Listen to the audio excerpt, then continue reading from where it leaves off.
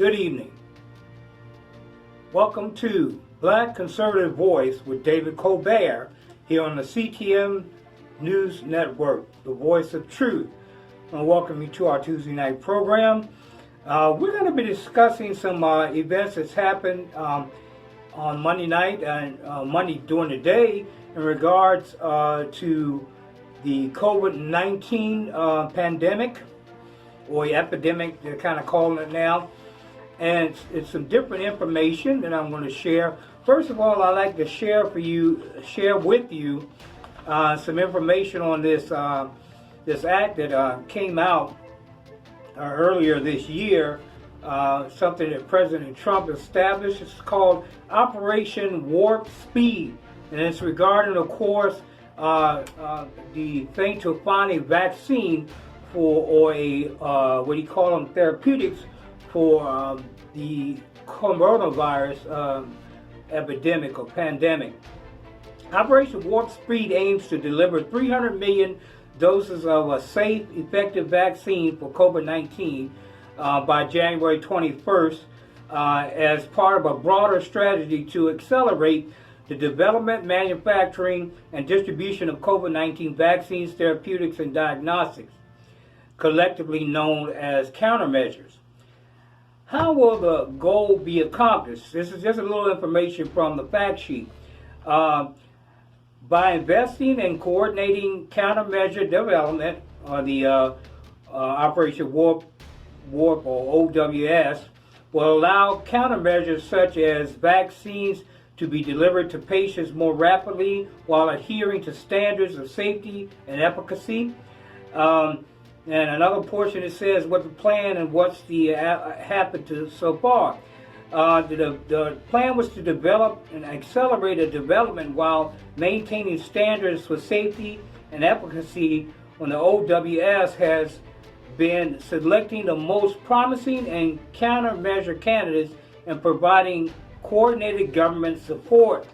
I'm not going to be talking a lot about this, but we are going to be mentioning more about it. March 30th, the HHS announced $356 million in funds for Johnson & Johnson candidate vaccine, and phase 1 clinical trials set to begin this summer. April 16th, HHS made exit disclaimer icon up to $483 million in support available in Moderna's candidate vaccine, which began phase 1 trials on March 16th. And we heard today that there were $265 million for development of vaccines or therapeutics that came here to the state of Texas, to the HHS, to work with the doctors and the scientists here to try to develop some things right now that's going on right now here in the state of Texas. On May 21st, the HHS announced up to $1.2 billion in support for AstraZeneca's candidate vaccine, developed in conjunction with University of Oxford. This agreement is to make available at least 300 million doses of the vaccine for the United States, and with the first doses delivered as early as October 20th, 2020. Phase 3 clinical studies beginning this summer, which we already know that a lot of studies are going on right now. Okay, well, moving on. Today we were witnessing in the media, they were discussing the package that came out recently and regarding the second stimulus updates. Senate Republicans set to roll out a $1 trillion COVID-19 relief plan. Washington says, through deadlines looming, House Speaker Nancy Pelosi says, employed Republicans in the White House on Monday to come quickly to negotiating table with Democrats over the next corona relief package to prevent unemployment assistance and an eviction moratorium from expiring for millions of Americans. The quote was by Pelosi, "Time is running out." Well, she should have known that in the very beginning. A lot of times they do this stuff. She put all this garbage into this bill and then now complains time is running out. That's because we're not just taking anything you give us. Okay, Pelosi invited GOP leaders and White House negotiators to her office after Senate Majority Leader Mitch McConnell planned Monday afternoon to release the Republican $1 trillion proposal. If Republicans care about working families, this won't take long. This is what Pelosi says. Now, Pelosi, it's up to you and to your cronies there on the Hill to pass this bill, because if you don't, exactly what you said was going to happen is going to happen. The unemployment is going to run out, and the moratorium on evictions will end. The Republican leader is poised to try again to unveil his plan after last week's effort came to an abrupt halt, and in fighting with the White House, it's a long-awaited GOP counteroffer to Pelosi's $3 trillion effort passed in May. But even a Senate Republicans push ahead, the White House is now suggesting a narrower relief package may be all that's possible with Friday's approaching deadlines. The administration top negotiators, White House Chief of Staff Mark Meadows and Treasury Secretary Steven Mnuchin, spent the weekend on Capitol Hill to put the Meadows described as what he described as the final touches on the Senate package, as they also proposed a more modest approach. With the virus toll climbing, millions are out of work and will lose $600 federal unemployment benefits that are expiring on Friday, and also the eviction protection. I want to share this. The world's largest COVID-19 vaccine study begins in the U.S. 30,000 volunteers. I'm glad they're using volunteers because I'm not volunteering for it myself, and I'm sure a lot of other people aren't as well. The GOP aide briefed on the bill said the plan is to cut jobless boost to $200 a week, which I believe is fair. You're not supposed to be hiring the people. You're supposed to be offering them some type of support for food and for whatever they need for their families. $200 a week as it phases out a new system that ensures no more than 70% of an employee's previous pay. The aide spoke on conditions of anonymity because the bill hadn't been released. Other Republicans familiar with the planning said the details are still being discussed. Mnuchin and Meadows, in an appearance Sunday, cited unemployment benefits, money to help school reopening, tax credits, and keep people from losing their jobs, and a lawsuit protection for schools and businesses as priorities for quick relief. We can move very quickly with the Democrats on these issues, Mnuchin said. Pelosi panned the Trump administration desire to trim the $600 unemployment to ensure no more than 7% of pre-pandemic wages. She also has resisted to tackling a relief package in a piecemeal fashion, arguing broader aid and need for America. See, Pelosi, you need to cut this mess out. You need to zip your mouth up, sign the bill, and get it over with. Now, the Republicans in this thing, and I'll state this, the Mnuchin said Saturday that new $1,200 direct payments would be based on the same formula from the earlier aid bill. So in other words, they're going to give you more money up to those who make $100,000 a year. So if you know your congressman's number, your whoever's going to be voting for these things, you better get in contact with them as soon as possible, because unless you want this mess to drag on, as the Democrats love to do, or whatever they're going to call themselves once they lose that name, because they cannot have it, because they were a slave owner and a slave supporting party. Okay, we're going to take a short break right now here on the Black Conservative Voice with David Colbert. We're going to take a break. We'll be right back at you in a moment.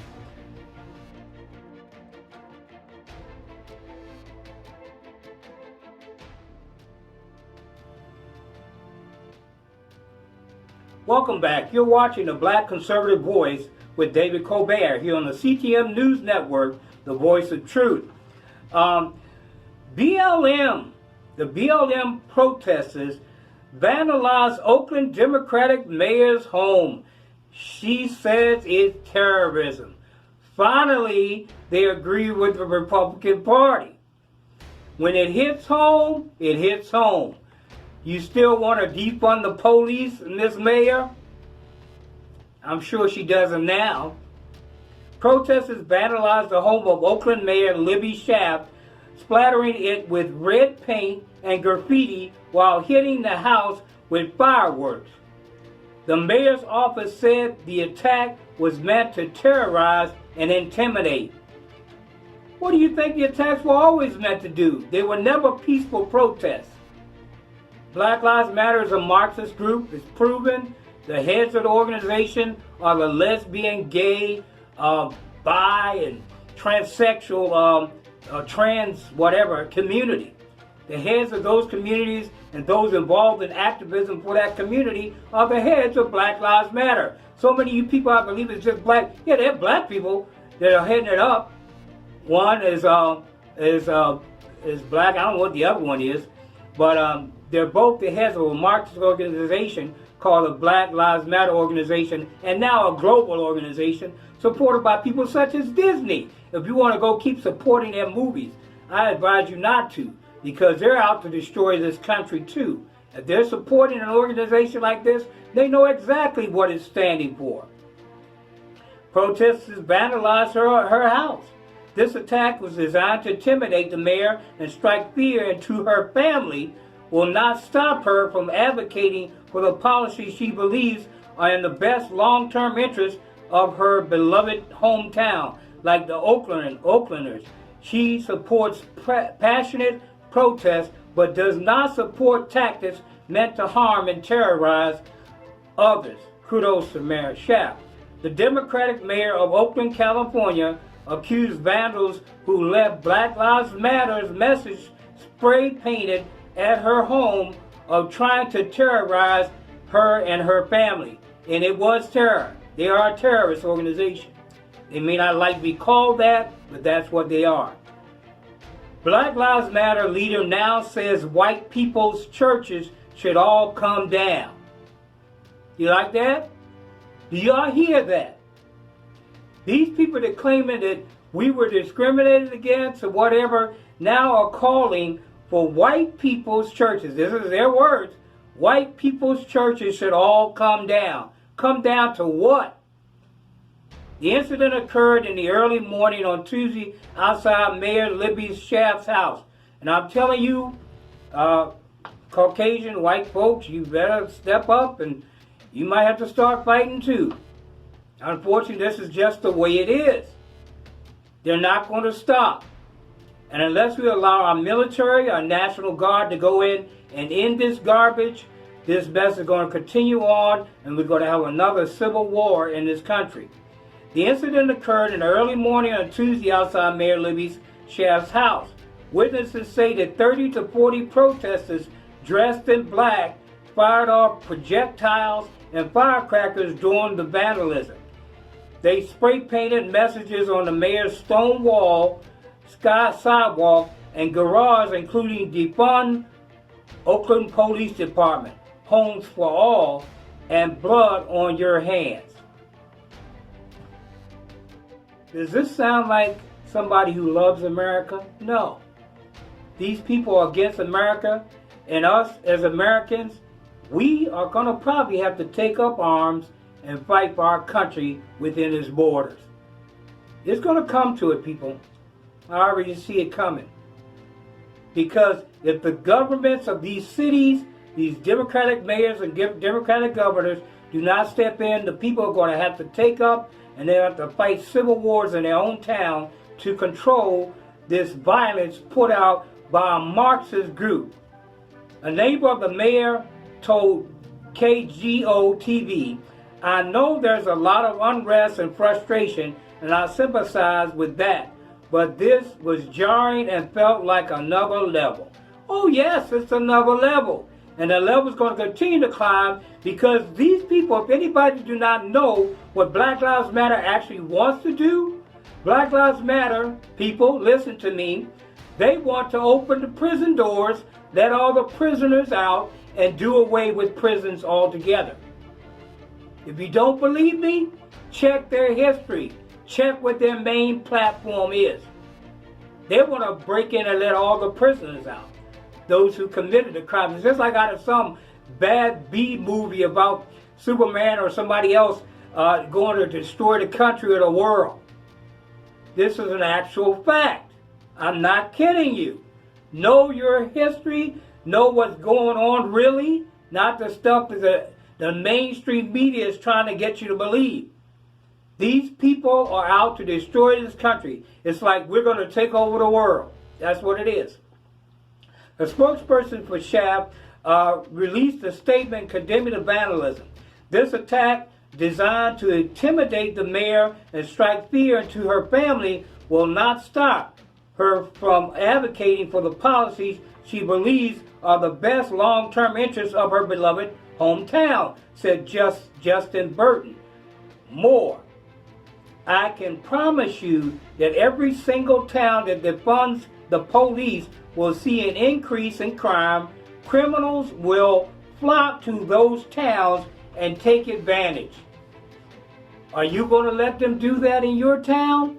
Are you going to let these fools come into your town and cause you unrest in your town? Well, we're going to take a break here at the Black Conservative Voice, and we will be right back at you in a moment. This is the CTM News Network, the voice of truth.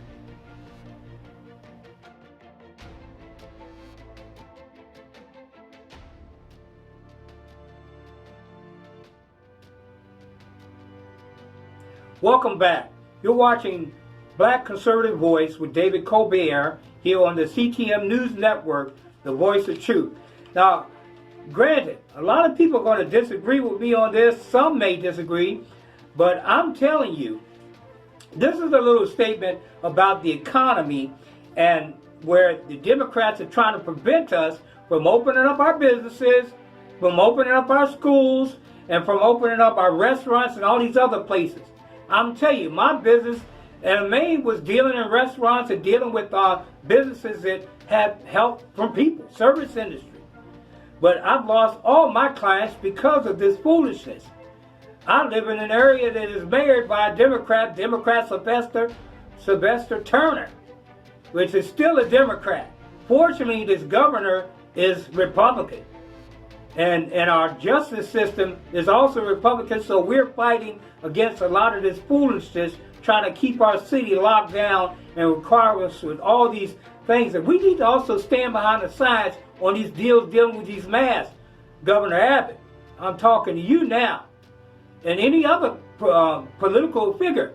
The N95 masks have already been tested and proven they do not prevent viruses. And all these other half-handed masks and all this stuff does nothing either. It might keep you from getting a cold if somebody sneezes on you, but it's not going to save you from a dangerous virus that we're fighting. It's already been proven. It's scientific proof for it. They've been doing it ever since the SARS virus. So why is nobody talking about this? Why are we still requiring people to wear a mask inside when it makes no difference? There's a new report out that's saying, and I posted something on it today, that's saying that most of the people that get sick are getting sick from people in their own house and in their own house. So what does that tell you? Safety begins at home. Most of the people who have caught this disease have caught it from people in their own house. And that's even locked down, people. So who's to say this virus does not, fester or grow in a shutdown environment? And I believe really that is really what the case is. I believe that was the whole idea of our Democratic Party, who don't like black people. They try to act like they do. They may have some black politicians that they're being deceived as well, because they are the party of slavery. They always have been, and they always have been. They put you on welfare, get you bonded to handouts. And we're going to read this little report here. You might not like it. I'm a black conservative. This is Black Conservative Voice, and I'm going to tell it like it is. First of all, in what world view or with what government does the majority not rule? We got an issue with our own Senate and our own Congress. Who rules? The majority. You might not like it. I might not like it, but we are a minority in this country. In this article I'm reading, I didn't write this, but white Americans are ready to reopen the economy. And they make up 61% of the population here. And if you're a politician and you want to get reelected, you better open up the economy. Because we have a president and he's ready to open his economy back up. He is acting in the behalf of the majority and the minority. Black Americans aren't ready to open the economy. But what did I just say? Like it or not, majority rules. If we didn't have that thing, you can imagine what would happen in our government if the majority didn't rule. And I'm sorry, I know we're a minority in this country, and I know there's other minorities, but these people who are, I'm sorry, the majority of this country wants this country to open up. And guess what? It is going to open.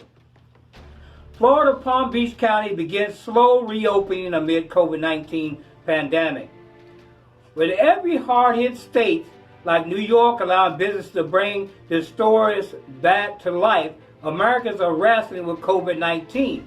But as I said earlier, and I'm just going to go over some numbers here, and then I'm going to just leave this alone because I know some people are watching the price. Oh, what is he talking about? He's black. Yeah, I'm black. But I'm with the majority because the majority wants this country to open back up, and I believe the majority is correct. I believe the majority is correct. You can put me on record for saying that. And the majority in this country, I'm sorry people, but it's the truth, are white Americans. I'm not saying I'm anti-black or anything like that. I'm just saying that they are the majority. And to be quite factual, they own most of the larger businesses and everything else. I'm sorry it's that way. If we want to have more control, if we want to be more in charge of whatever, we can go to a country where it's predominantly African or whatever, or a different color. If you're Asian, more Asian. But we're in a country that is ruled and governed by the majority. I'm sorry, but I'm here. But I love this country. I love its people. I love its minorities, its majorities, its cultures here in this country. I think we have a country that is rich in cultures. I love the Hispanic people. I love the Asian people. I love the people that are from the Arab nations, those that don't want to kill us and destroy us. But I also love those who want to keep America strong and to keep our economy moving forward. And I, as a black American, want to keep our economy open and keep it moving forward. This economy finally, under Republican rule, was starting to help our people. You're watching a black conservative voice. Don't be mistaken. More black Americans know someone with COVID-19. We're going to talk about people who know people with COVID-19. Says here that 60% of whites don't know anyone with COVID-19. That's almost all whites. 60% of the whites do not know anybody with COVID-19. 54% of Hispanics don't know anyone with COVID-19. How is this possible with all these hundreds of thousands of cases? And then even 46% of blacks don't know anybody with COVID-19. And this is taken out of a sampling of 3,500 adult Americans of all those races that I gave you right there. And then it says here, someone outside my household. Somebody said, the white said they know 39% of people outside of their household or whatever that have may have COVID-19. They know. Then the Hispanics 44%, and then the blacks are 50%. Oh yes, it's out there. I'm not denying the disease is real, but I am denying the fact that we should not open up our government. We need to open up our government. And another piece of news, the majority of the people in this nation, and like it or not, what did I tell you before? the majority is white America. Like it or not, I have nothing against it, just numbers. That's what it is. The majority want and they appreciate what the federal government has done in handling the pandemic. Donald J. Trump. 51%. 51% of white Americans agree with Donald Trump and his administration handling of the pandemic. It only dropped 10 points from earlier this year. And black Americans will also especially like to think that the government needs to do more to help people who have been hurt by the crisis. 74% of blacks said the federal government should do more to help people who lost their jobs, compared to 59% of Hispanic Americans and 57% of white Americans. These people, the other people say, well, no, yeah, half of them, or a little over half, say that, yeah, maybe you should do something. But we don't have the leadership, said Gregory Coney, 57, who lives in Massachusetts. The response is about fighting in power and not about doing what we need to do to protect people. So I think he said it well. Jordan, who is particularly nervous about her own health because of her asthma, she's worried, of course. A lot of people are if they have underlying health conditions. You know, I was listening to a report recently by Liz Wheeler, and this is really interesting. You know that they listed a COVID-19 death, and it was a car accident. Hit a motorcycle, the man died, and they put on his death certificate that he died of COVID-19. What foolishness is this? This tells you right there that there's a lot of deception in the numbers. And a lot of the numbers that are being recorded are numbers being recorded by people who have overcome the virus. They didn't even go to the hospital. They just took an antibody test, found out they already had antibodies. And Ms. Wheeler also, I will quote her, she was saying it was like, what, 6 to 24% more times what the numbers are saying people who had COVID-19. So you watching me today, you may have already had COVID-19 and got over it and don't even know it. If you don't get tested, you won't know it. But guess what? You got the antibodies. Hallelujah. Anyway, I want to thank you for joining me here on the Black Conservative Voice with David Colbert. It's been a pleasure speaking with you this evening. And come join us tomorrow here as we continue to bring you the news of the day in the Conservative Voice. This is the Black Conservative Voice with David Colbert. Thank you for joining me. And I want to say what I always say at the end of every program. God bless you, God bless America and the world. Good night.